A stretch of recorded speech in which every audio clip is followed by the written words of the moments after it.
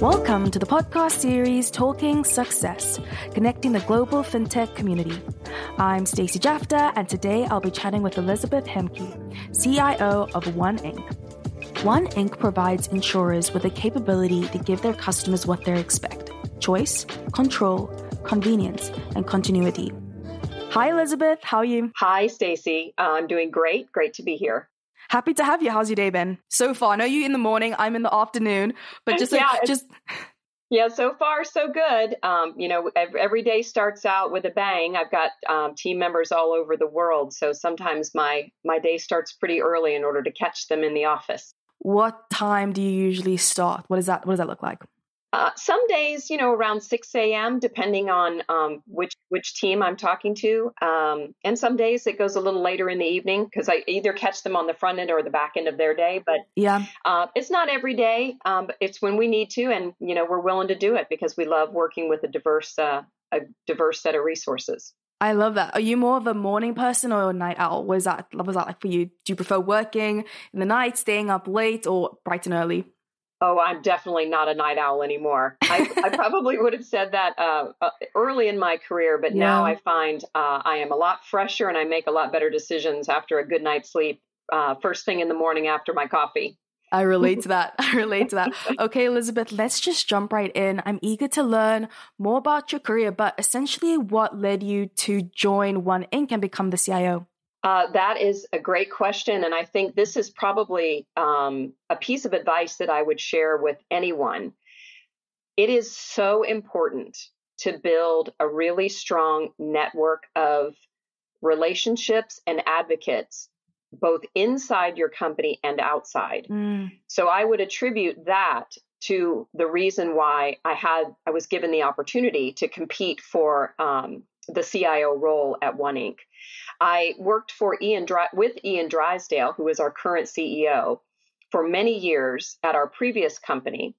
And when he left to take another opportunity in between or right before the One Inc. CEO role, he asked me to go to lunch. And I happened to mention to him, I said, well, if you ever find yourself needing a CIO, let me know. And he laughed and he looked at me and he goes, seriously? And I said, of course, I would love to be a CIO and work for you. And I think all of that was made possible because of the investment that we made in getting to know each other. I was his technology partner when he was with like I said, a previous company. And we built a strong relationship.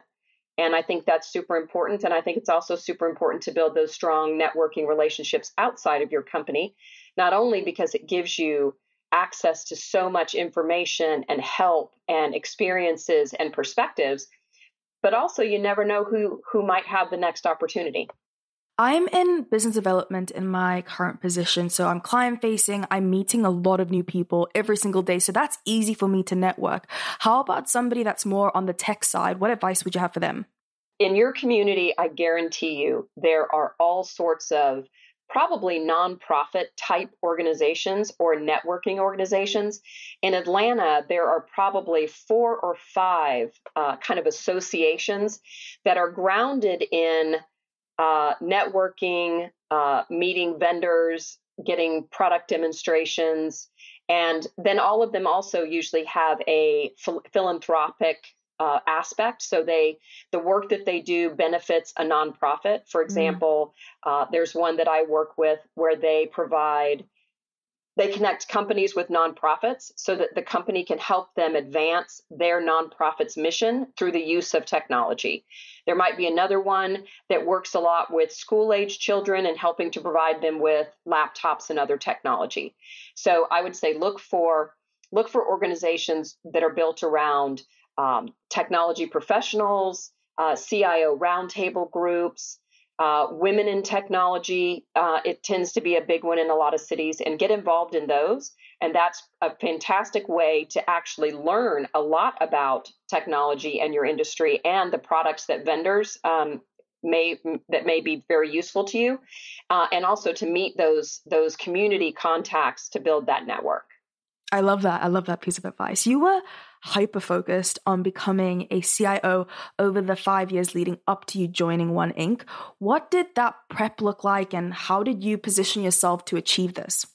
Well, I think in my previous role, I had a really unique opportunity to be kind of the bookends for my peer group of developer leaders, so the leaders of the actual development teams. So I had all of the other dimensions of software development, from business requirements, product owner, QA, automation. I dipped my toe into innovation and started a technology innovation lab with one of my coworkers, Jose Rivera, who did a fabulous job in getting that going with me.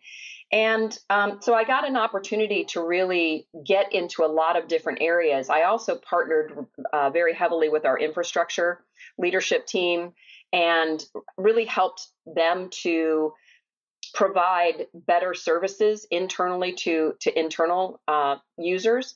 And I learned a lot from that. And I think it's important that if you're trying to get to that next level, is figure out what you don't know about and try to get involved, either directly or as an influencer or just as a good internal partner. And I think you can learn a lot that way. And you also, again, then expand your network, and you've got people that you can talk to when you have questions about infrastructure or an area that may not be part of your core. And I really think that there was a very specific moment when I realized that I was ready and could do the role of the CIO. And I think every day I question myself, can I really do this? And then I remind myself that I can. That's just sort of good, positive self-talk. But that critical moment was that I was nominated for a leadership award from one of these networking organizations in my community. And I had to sit down and answer a set of questions. And this is something that is sort of inherent with women, that we have a hard time bragging about ourselves. Yes. And it's not something that our the other gender suffers, but we have a hard time really kind of bragging about what we do. We always tend to put our team first or others first. And when I answered these questions for this leadership award, it really forced me to sort of take stock of everything that I had learned, accomplished, and put it into words. And it was sort of a cathartic event. And so when I finished that sort of write-up for that award, I looked back at it and I said, wow, I really have accomplished a tremendous amount. I really am ready for that next level. And that was sort of that pivotal moment where I started to get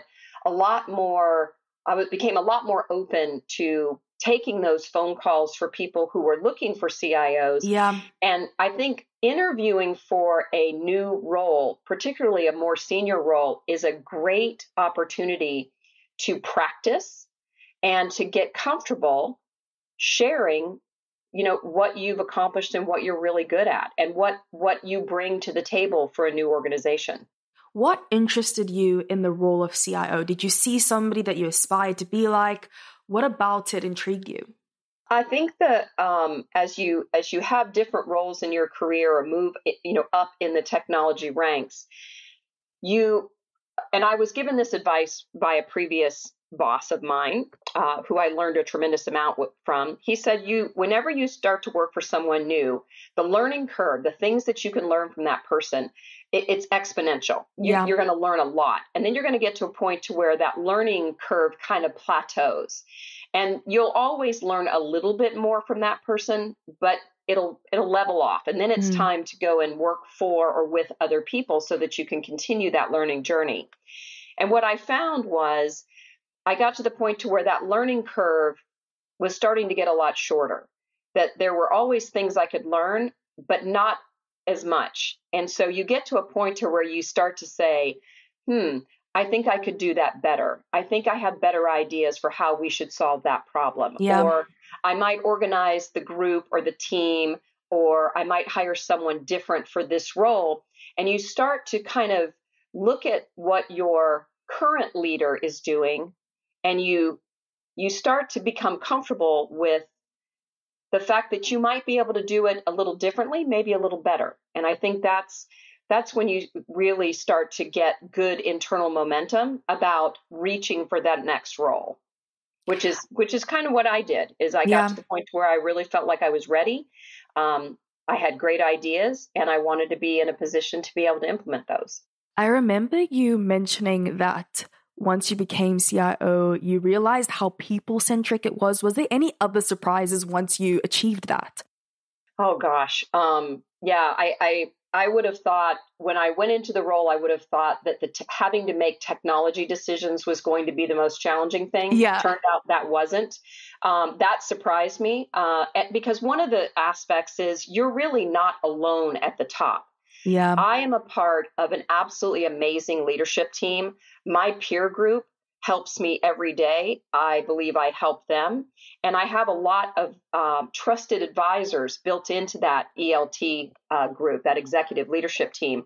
So my head of product is a great sounding board for me. Our head of sales is a great sounding board. My CEO helps me make good decisions. And so making sure that you're leveraging the talent of the team that you're on makes that burden of making decisions a little bit easier. And the other thing is the team that I lead, they are brilliant. They are really excellent engineers. They do a tremendous amount of analysis and research. So when they put forward a recommendation to me, I know that they've done their due diligence and all the research that they needed to do to come up with a great decision. And then sometimes I add a little bit of some extra pieces of feedback, and sometimes we might pivot and go in a different direction. But I know that they've done the work and I've done the work, and that the decisions that we're putting forward are going to be really good for the company. But I'm also not afraid to change my mind, which I think is something that all leaders need to be comfortable with. Is you make decisions based on the information you have, and when new information presents itself, you have to be ready to pivot and make adjustments to that plan. So, I mean, those are just, some of the things that I've learned. But the people aspect of being a CIO has really been challenging. We have a lot of different cultures in our organization, which I love. Sometimes those cultures don't blend together as beautifully as you'd like. And so we have to really take time to investigate and learn how we communicate, how we give feedback, the cultural differences that may shape how we operate as a part of a team. And we've been making a really big investment in that as well. It's really important that in every organization, but and every team within an organization, that you have a good relationship, a good working relationship with your team members. And sometimes that's challenging if you don't really understand the culture that someone else comes from. Sure. So that's been something that to try to drive the happiness factor of our engineering team even higher has been a really big area of focus for us in the last several months. So you have two big cultural groups at One Inc. How have you managed to integrate the two, and what challenges have you faced along the way? Well, I was kind of referencing that a second ago. There's a book that was recommended to the whole organization by one of our team members in our Mexico office. It's called The Culture Map. And it breaks culture down into, a dozen or so dimensions. And then it plots where each culture is on sort of a horizontal axis from, one extreme to the other. And so it becomes very, very clear when you have either really big gaps between where these different cultures lie on that line, or ironically, when they're really close together. So one of the aspects of one of the areas that we struggle with, so we have to really teach our teams some new techniques to deal with it, is high context versus low context communication. And what that means is, if you're part of a high context culture, that means that when you communicate, you are expecting the other person to understand where you came from, how you communicate. The Japanese culture, for example, talks about reading the air, which is they say things, but there's a whole bunch of other context that is inferred by the listener. And so we have that in some of our cultures where what they say requires that you have that context. And of course, if you're talking to someone from another part of the world, they don't have that. And so what we tend to do is we teach people to speak like Americans do, which is low context. Don't assume that the listener knows anything about who you are, where you're from, how you were raised, where you went to school, and mean what you say. That's one of the other nuances of communication that we find really kind of challenging, but in an interesting and kind of good way sometimes, is I will say something to my team and they really think that I mean something else. And I have to go, and what I love is they will often speak back to me, say, this is what I heard you say. Love and that. It's usually Love the that. exact opposite of what I did say. And I have to say, no, I meant exactly what I said. We're going to do this. We're not doing what you inferred based on, that kind of high context culture that they may be a part of. So it's interesting. It's fascinating. It's a great opportunity for people to learn and kind of adjust how they communicate in their style a little bit so that they can, again, create the most highly effective team that they can possibly create by being a part of a global group that really respects and wants to learn about other cultures. 100%. We work with a lot of Western fintechs that then come into Africa and either open up an entity here or maybe they are building a solution for Africans. And it's very interesting when we're talking to them, even just like the candidate interview experience, like how you go about that, how you negotiate. Certain parts of Africa are very, very formal with how you talk to each other, how you respect each other. And that's just something you have to teach. And for some, you just think that's natural. Of course, that's how you speak to a certain person. But with different cultures, there's different ways to show respect. And it's definitely a learning curve there. Is there anything you guys do when it comes to onboarding to teach that, or is it a more learn as you go? Well, I think this is sort of a new aspect that we, again, because we're starting to integrate, so many different cultures into working teams, that has become sort of a necessity to onboarding. And that is, we put together an initial presentation. One of that team member that I mentioned brought us the book, The Culture Map. And so we have sort of a PowerPoint little mini training class on, here are the top 3 dimensions of culture that might trip you up if you're not aware of these differences. And then also, how do you adjust your behavior and how you communicate with different people on the team in order to be as effective as you can be, and also to be as respectful of the different cultures as you can as well. And I think integrating that into the early, sort of the first few weeks of onboarding has been very, very beneficial. And it's something that we're going to continue to drill down deeper into as we add more people to our organization, and just continue to reinforce those learnings, those teachings, and more importantly, the new behaviors or the slightly modified behaviors that we all need to participate in order to get the most out of our relationships at work. There's another layer on top of that, is that you do tech hires, which is already challenging on its own. What have you found to be your biggest struggle when hiring for the tech department? Finding diverse candidates. Really? That has been the biggest challenge. It's, and I think oftentimes organizations kind of settle into a little bit of a routine where they look for people that are like them, and they do it unconsciously. It's that unconscious bias for people who are like me, who come from where I come from, who have the education I have, who have a similar culture to what I have. And in some areas where we hire, it's really difficult. You can't get cultural diversity in certain locations, of course, but we can get gender diversity or other aspects of diversity. And I think really putting a very intentional focus on digging deep and looking harder for women in technology, for example, has been a big focus of mine. And I make it very clear to my leadership team that I don't expect that everyone they hire is going to look just like them. I expect age diversity, educational diversity, gender diversity, any type of diversity that we can achieve makes us a more creative and more innovative engineering company. So that's probably been one of the bigger challenges is the extra effort it takes to really find a more diverse slate of candidates when you're interviewing for a particular role.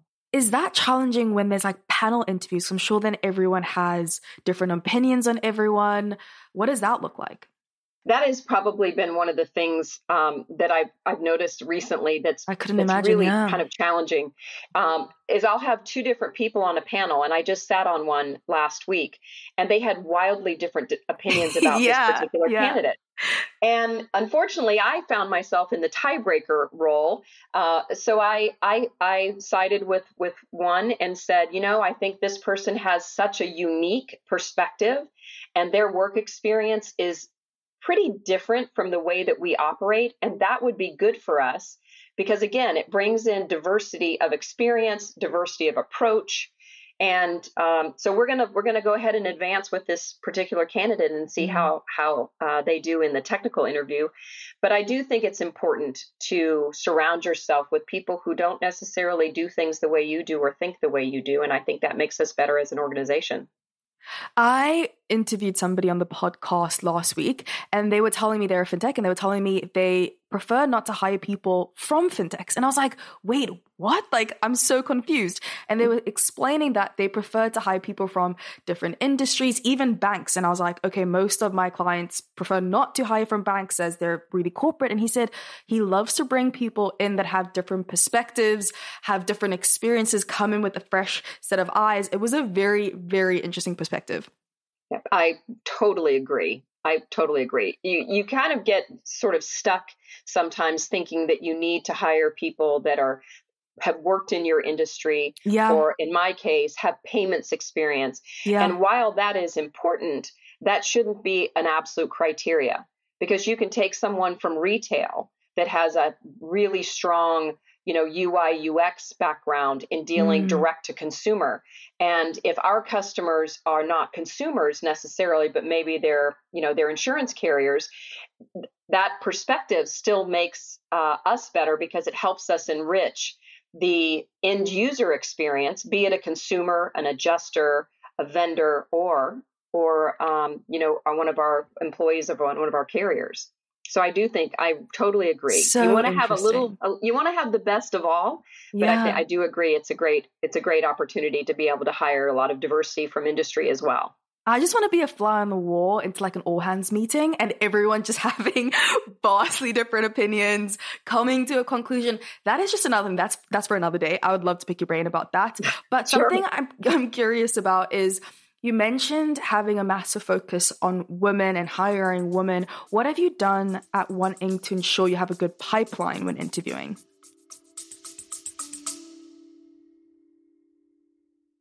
Scott, could you design a video game? I could make you a hypothetical one. If I took some random genres, mechanics, maybe blended them together, and created a new hypothetical game. Now that would make a great podcast. Undoubtedly. So what would you make? Something original and exciting? A Dark Souls city builder? A co-op roguelike? Everything. All of that. We could use the Nemesis system and put it in a first-person shooter. And we could have a loot system with survival mechanics and motion controls. And maybe you could... I don't know, save a kingdom from some out-of-control toasters. What about party? Catch the Gaming Blender on all your favourite podcast platforms.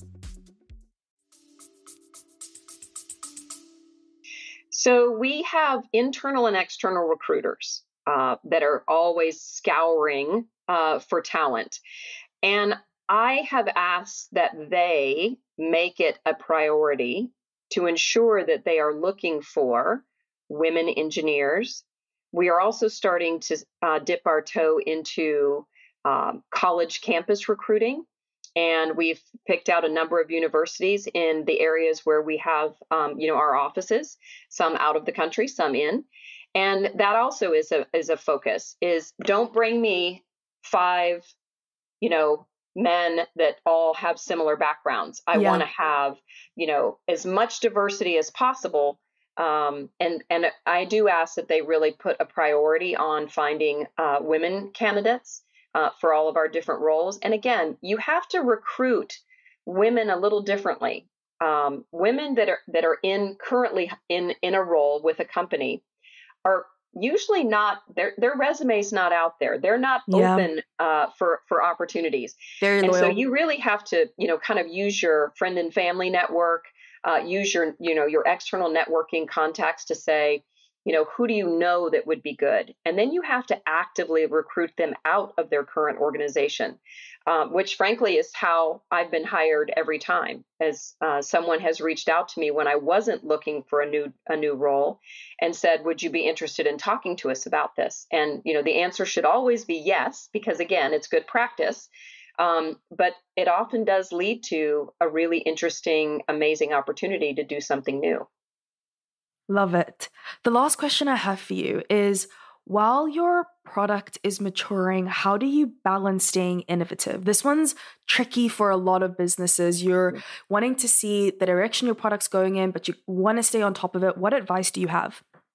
Oh my gosh, this is probably one of the biggest challenges for a company that is maturing and growing.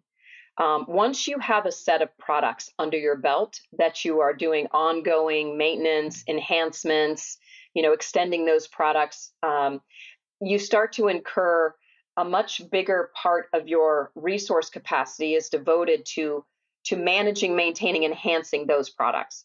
And so then you have less capacity to focus on building something brand new, kind of going back to the, two people in a garage kind of style of development. So I attended a course called the Innovative IT Leader Program. It was at Stanford University. And the visual that they gave us was a big company is like a big blue square. And the innovation team is like a small orange triangle. So companies employ different techniques in order to stay innovative. They might have the orange triangle sit outside of the big blue square and operate almost like a separate department. That can be effective because it protects that innovation. But then it also creates a little bit of heartache because of all the people in the blue square don't get an opportunity to do innovative work. Yeah. I personally like the idea of the orange triangle being inside of the blue square. And the people that can work on innovation constantly can change. And I think that is sort of the best of both worlds, is innovation is protected and cultivated, but everyone has an opportunity to participate. So we just kicked off a design sprint a few weeks ago, and it was a very diverse cross-section of people that we brought together for 1 week. And we led this design session, and what came out of it was a working prototype for a new product idea. And I think the next time that we do that, we should invite an entirely different set of people so that we can give everyone an opportunity to participate in that kind of innovative, creative brainstorming. But at the end of the week, we still have accomplished and produced a working prototype, and that we were able to socialize with some of our customers and get feedback.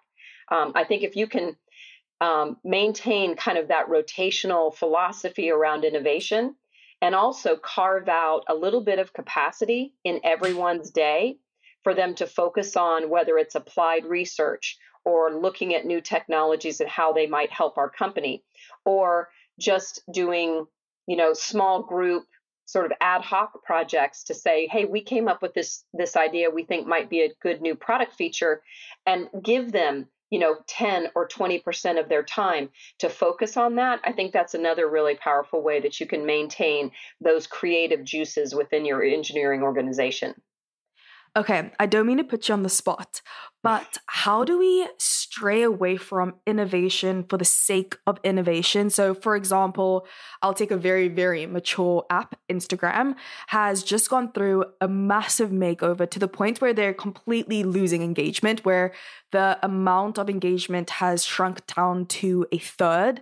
And a lot of content creators aren't even putting stuff on the app anymore because they're so upset with the change of it. So how do you manage whether this innovation is needed? Is it innovation for the sake of innovation? One of my favorite expressions is aim small, miss small. And for those of you who are Mel Gibson fans, you may recognize what movie that came from. But I think that that's a good mantra for how you start to make changes to, especially an existing platform, is, and a lot of product people will call it test into the market.